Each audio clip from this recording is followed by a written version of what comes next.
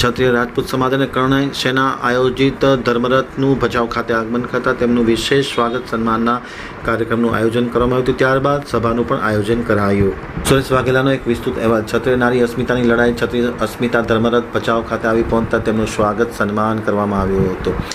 ખાસ કરીને કચ્છ ગુજરાત રાજપૂત કરણી સેનાના અધ્યક્ષ વીરભદ્રસિંહ જાડેજા, કચ્છ જિલ્લા રાજપૂત કરણી સેનાના પ્રમુખ માધુભા જાડેજા, ભચાઉ તાલુકા રાજપૂત કરણી સેનાના પ્રમુખ ભરતસિંહ જાડેજા, ભચાઉ શહેર કરણી સેનાના પ્રમુખ લખીરાજસિંહ જાડેજા સહિત મોટી સંખ્યામાં લોકો ઉપસ્થિત હતા. ખાસ કરીને મોટી સંખ્યામાં ભાઈઓ બહેનો ઉપસ્થિત રહ્યા હતા અને બસ સ્ટેશન ખાતે ધર્મરથનું આગમન થતાં ભવાની માતાના નારા લગાવવામાં આવ્યા હતા. જય ભવાનીના નારા લગાવવામાં આવ્યા હતા અને રથનું અભૂતપૂર્વ સ્વાગત કરવામાં આવ્યું હતું. ખાસ કરીને ત્યારબાદ એક સભાનું આયોજન કરવામાં આવ્યું હતું. સભામાં પરસોત્તમ રૂપાલાનો વ્યાપક પ્રમાણમાં વિરોધ કરવામાં આવ્યો હતો અને ભાજપની સામે મતદાન કરવાનો સાર્વત્રિક નિર્ણય પણ આ પ્રસંગે ખાસ લેવામાં આવ્યો હતો.